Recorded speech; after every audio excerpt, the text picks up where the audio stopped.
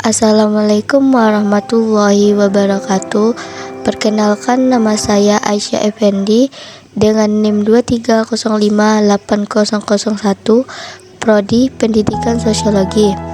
Baiklah, izin kepada Bapak dan teman-teman untuk saya mempresentasikan tokoh kewirausahaan yang saya pilih untuk dijadikan sebagai bahan proposal yang akan saya buat nanti.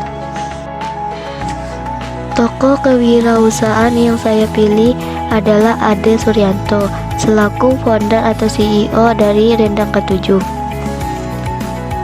Sebelum saya membahas latar belakang dari Ade Suryanto, saya akan menjelaskan kepada Bapak dan teman-teman latar belakang dari Rendang Ketujuh.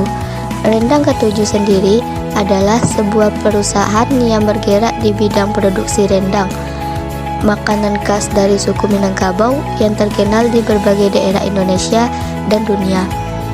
Perusahaan ini memiliki karyawan 8 orang dan mampu menghasilkan omset sebanyak 3 miliar setiap bulan.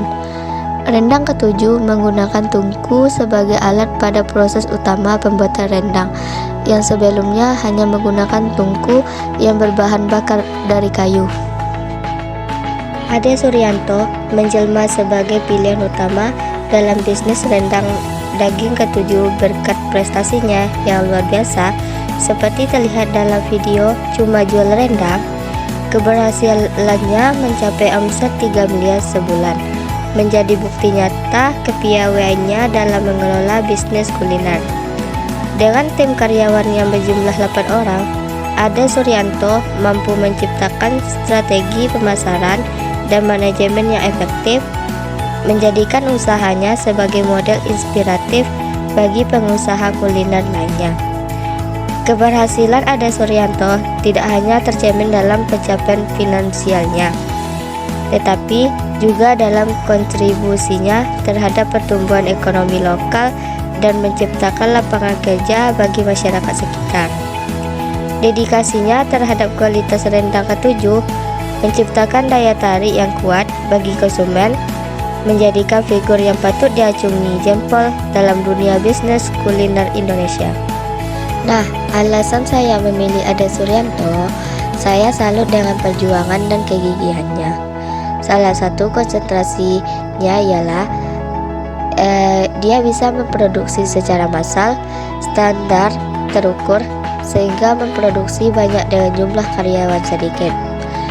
Kelebihan dari pembuatan rendang ketujuh adalah memakai standar gramasi, sehingga semua bahan seragam. Tantangan yang dialami oleh Ade Suryanto, pemilik toko rendang ketujuh, menghadapi sejumlah tantangan besar dalam mengelola bisnisnya yang fokus pada penjualan rendang. Salah satu tantangan utamanya mungkin terletak pada pemeliharaan kualitas rendang yang tinggi sambil mempertahankan kualitas produk yang memadai untuk memenuhi permintaan yang besar. Menjaga keaslian dan konsistensi rasa rendang di tengah pertumbuhan bisnis yang cepat dapat menjadi ujian bagi keahlian kuliner dan manajerialnya. Dengan tim karyawan sebanyak 8 orang, Ade juga dihadapkan pada tantangan manajemen sumber daya manusia, pengembangan keterampilan, motivasi karyawan, dan menciptakan lingkungan kerja yang positif mungkin menjadi fokusnya untuk menjaga produktivitas dan kualitas layanan.